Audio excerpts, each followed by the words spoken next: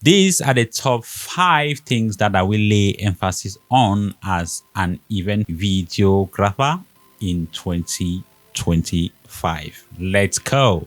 First, I won't take any rates that don't reflect the value of my time, my skills, and my equipment. Yeah, don't allow any client to undervalue your work. Number 2, never skip written agreements. Yes, so there will be a contract that both me and my client will have to sign. Contracts generally clarify expectations and protect both me and my client in case of any dispute. Number 3, I won't be showing up to the location if a deposit hasn't been made. That means you didn't poke me.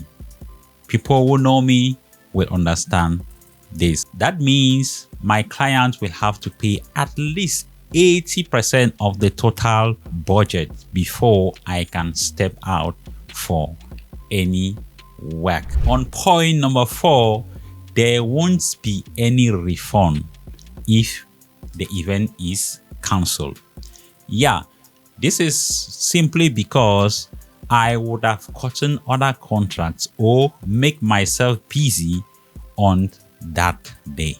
But for postponed events, there can be a rearrangement where clients will still have to compensate for the day lost. Anyway, all of this will be summarized in the contract. So before signing any contract or before making a deposit, you have to read the contract and accept all the terms. And lastly, I will work based on a time interval. So if your project exceeds the total number of hours stated in our contract, then you will have to pay for those extra hours. Yes, because time is money. Yeah, everybody's time is money. In addition to the top 5, I will also be including a watermark on projects. That means if you're a client, you want to see the project before making the final payment, then I will have to add a watermark like what you are seeing on the screen here. Maybe I will type there unpaid work, or I can add my logo, make sure I fill almost the screen, and then I will drop the opacity a little.